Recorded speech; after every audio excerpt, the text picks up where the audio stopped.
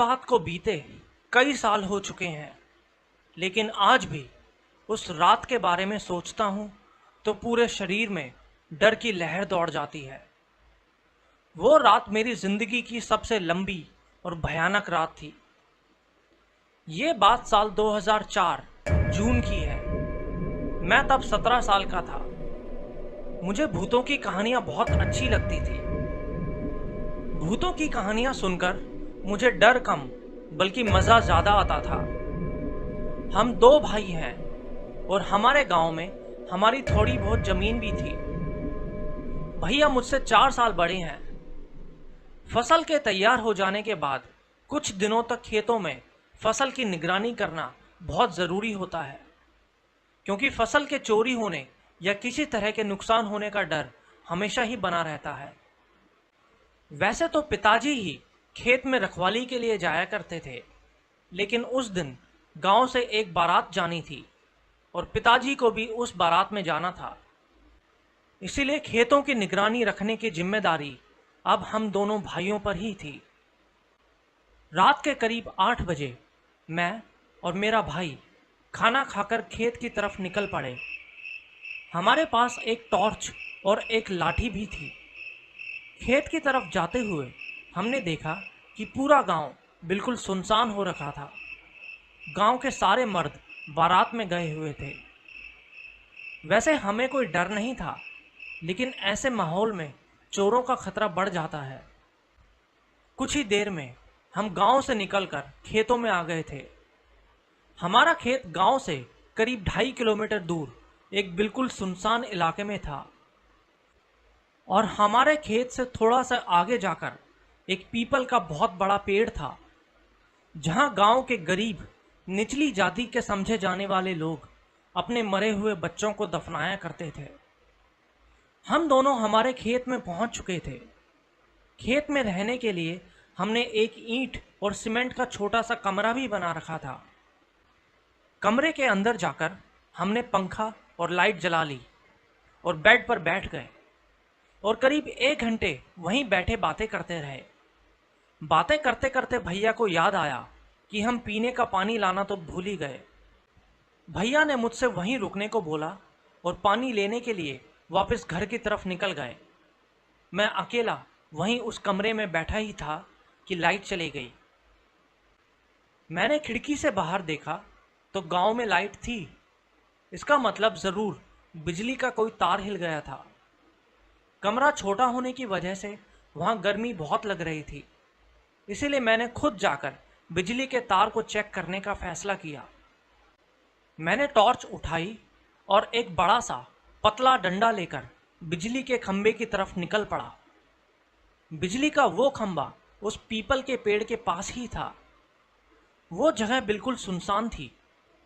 मैंने जैसे ही डंडे को उठाकर ऊपर तार को हिलाने की कोशिश की कि तभी मुझे कोई आवाज सुनाई दी।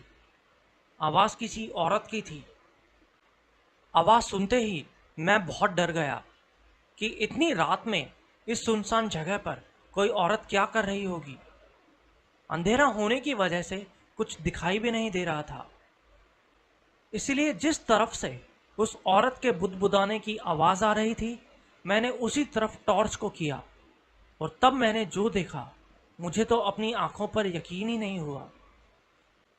मैंने देखा कि एक बहुत ही डरावनी औरत, जिसके बाल बिखरे हुए थे, सामने जमीन पर बैठी थी और पता नहीं कैसे मंत्र से पढ़े जा रही थी। उसने अपनी आंखें बंद की हुई थी और आंखें बंद किए हुए ही वो मंत्र पढ़ते हुए जोर जोर से हिल रही थी। तभी मेरी नजर उस औरत की गोद में पड़ी तो देखा कि उसने अपनी गोद में एक बच्चा लिया हुआ था, लेकिन वो बच्चा जिंदा नहीं था। वो बच्चे की लाश थी जो कि सड़ चुकी थी और बीच बीच में उस लाश में से खून और मांस जैसा कुछ बाहर निकल रहा था। मैं वहां खड़ा वो सब देख ही रहा था कि उस औरत ने आंखें खोल दी। अब वो ठीक मेरी तरफ ही देख रही थी। उसकी आंखों में गुस्सा था और वो देख के मेरी तो जैसे सांसें ही रुक गई।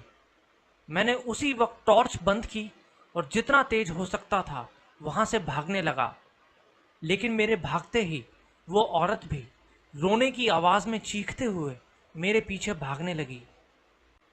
भागता हुआ मैं बस यही सोच रहा था कि आज जरूर मारा जाऊंगा।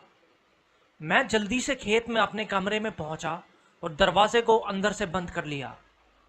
बिजली ना होने की वजह से कमरे के अंदर घुप अंधेरा था।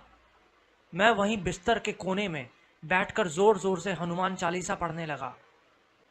मैं अपने आप को बस यही समझाने की कोशिश कर रहा था कि वो औरत मेरे पीछे यहां तक नहीं आएगी, लेकिन ये सब बेकार साबित हुआ।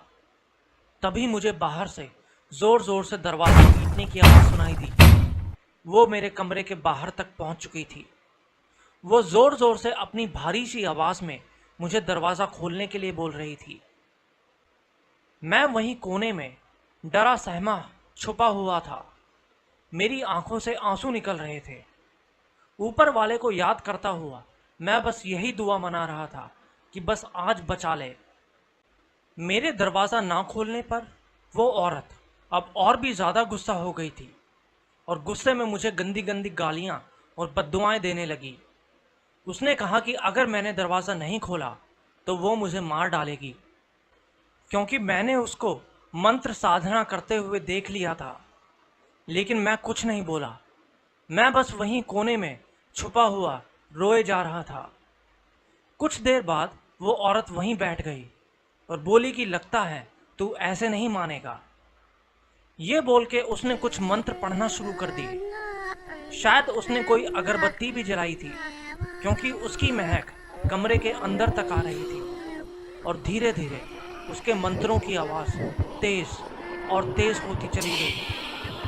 उसकी आवाज सुन के ही डर लग रहा था, लेकिन तभी मेरी तबीयत खराब होने लगी। ऐसा लग रहा था जैसे कोई मेरे हाथ पैरों को जोर से दबा रहा है। सर में दर्द होने लगा था और चक्कर से आ रहे थे।